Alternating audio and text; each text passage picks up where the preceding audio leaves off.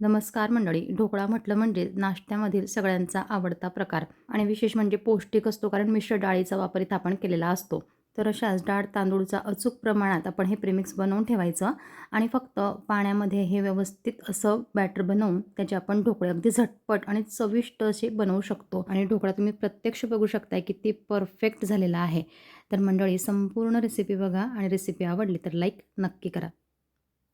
तर सुरुवात करूया. सगळ्यात आधी आपल्याला तांदूळ किती घ्यायचा आहे ते लक्षात असू द्या.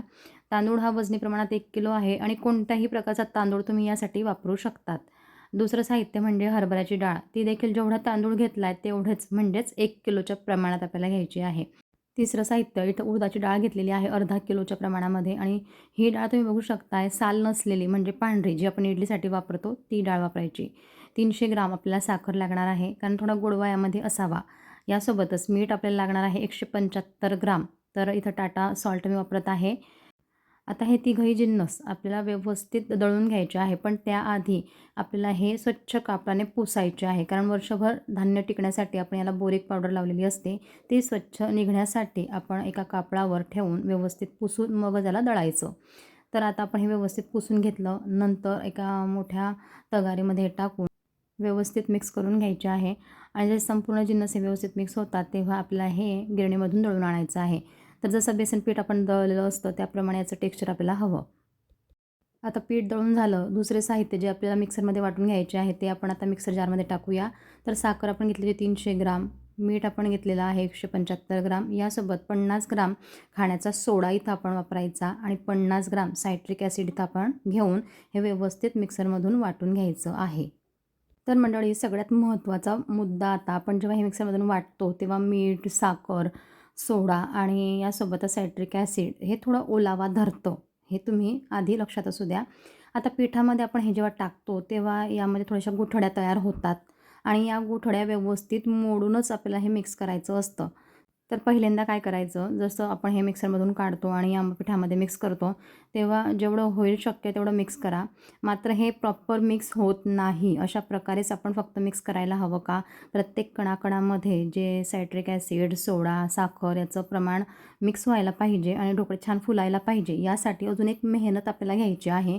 ती अशी, की जसं आपण हे मिक्स केलं आणि हे तगारी आता बाजूला ठेवली, दुसरीकडे आता एक मोठी तगारी घेऊन आपल्याला एक अशी चाळणी घ्यायची आहे आणि संपूर्ण पीठ आपल्याला चाळून घ्यायचं आहे. ते यासाठी, की संपूर्ण पीठ अशा प्रकारे चाळल्यामुळे व्यवस्थित मिक्स होतं आणि वर ज्या गुठळ्या राहतात त्या मोडत मोडत हे मिक्स होणार आहे. म्हणजेच इथं आपल्याला अगदी 100% असं शुअर होईल, की आपला ढोकळा छान फुलेलच, कारण एकजीव हे पदार्थ चाळल्यामुळे होतात अशा प्रकारे. आता हे पीठ संपूर्ण चाळून आपल्याला स्टोअर करायचं आहे. कमीत कमी 2 महिने हे व्यवस्थित छान टिकतं. जरी तुम्ही फ्रीजमध्ये स्टोअर केलं तरी चालेल.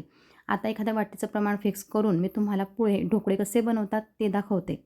तर सगळ्यात आधी 2 ग्लास पाणी कढईमध्ये मी घेतलं आहे. मधोमध स्टँड ठेवला आहे. पाणी आता गरम होईल तोपर्यंत आपण पीठ तयार करूया. तर आपल्याला ढोकळे थोडे तिखट हवे असले तर तुम्ही 5 ते 6 लसणाच्या पाकळ्या, 5 ते 6 हिरव्या मिरच्या व्यवस्थित ठेचून मग त्यामध्ये घालून वापर करू शकतात. म्हणजेच हा ठेचा तयार करू शकतात.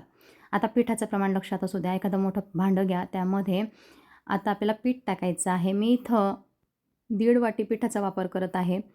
कारण असं, की ज्या ताटामध्ये मला ढोकळे शिजवायचे आहेत त्याच्या प्रमाणानुसार ही वाटी माझी फिक्स आहे.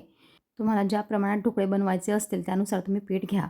तर बघा तुम्ही, मी या ताटानुसार ही 1.5 वाटी पीठ घेतलेलं आहे. आता पीठ घालून झालेलं आहे. यामध्ये थोड्या प्रमाणात हळद टाकायची.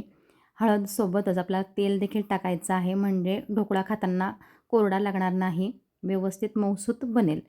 आता ठेचून घेतलेला हा ठेचा आहे आपला, म्हणजेच मिरची आणि लसूण ठेचून घेतला आहे. थोडं तिखट ढोकळा आम्हाला आवडतो, त्यामुळे मी हे जास्त प्रमाणात बनवलं आहे. तुमच्या आवडीनुसार हे तुम्ही कमी जास्त करू शकता. आता पाण्याचं प्रमाण, आता पाणी हे मोजून घेतलं नाही तरी चालेल, मात्र परफेक्शन हवं त्यासाठी मी मोजत आहे. 1 वाटी पाणी टाकलेलं आहे, मात्र अर्धी वाटी पाणी आपण नंतर टाकायचं. तर बघा, थोडं पाणी टाकून झाल्यानंतर व्यवस्थित मिक्स करायचं. एरवी ढोकळ्याच्या पिठाची जी कन्सिस्टन्सी असते ती कन्सिस्टन्सी लक्षात घेऊन आपल्याला हे पीठ व्यवस्थित भिजवून घ्यायचं आहे. तर बघा तुम्ही, थोडं थोडं पाणी मिक्स करत आपण असं हे बॅटर तयार करत आहोत. पाण्याचं प्रमाण आपल्या अंदाजानुसार आपण घेऊ शकतो, कारण ढोकळ्याच्या पिठाची कन्सिस्टन्सी जवळपास आपल्या सगळ्यांनाच माहिती असते. आता ज्या ताटात आपण ढोकळे शिजवणार आहोत त्याला आधी तेलाने ग्रीस करून घ्यावं आणि त्यामध्ये आपण हे मिक्स केलेलं पीठ आहे ते पुन्हा एकदा मिक्स करत करत म्हणजे छानपैकी फेटून घ्यायचं आणि मग टाकायचं. म्हणजे यामध्ये एअर पोर्स तयार होतील आणि ढोकळा छान सच्छिद्र बनेल.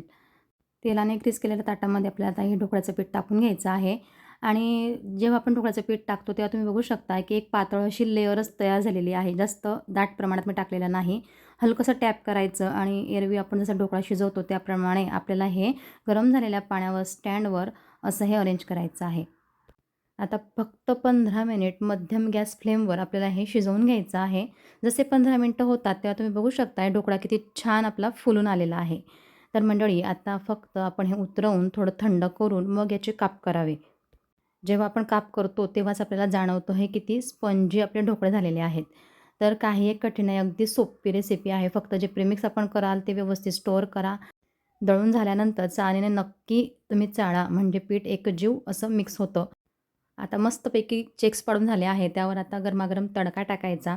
छान मोहरी, कढीपत्ता आणि गरमागरम अशा मिरच्या याचा आस्वाद ढोकळ्यासोबत घ्यायचा. कोथिंबीर टाकून मस्त असे हे ढोकळे आपले छान तयार झालेले आहेत.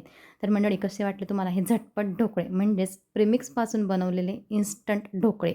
नक्कीच छान आहे ना? तर रेसिपीला लाईक करा, शेअर करा तुमच्या मित्रपरिवारामध्ये. अशा छान छान नवनवीन तसे अचूक रेसिपी नेहमी बघण्यासाठी RR कुकिंग मराठी चॅनलला नक्की सबस्क्राईब करा. तर चला भेटूया आपल्या पुढच्या अशा छान नवीन आणि परफेक्ट रेसिपीसोबत. तोपर्यंत बाय बाय. Take care.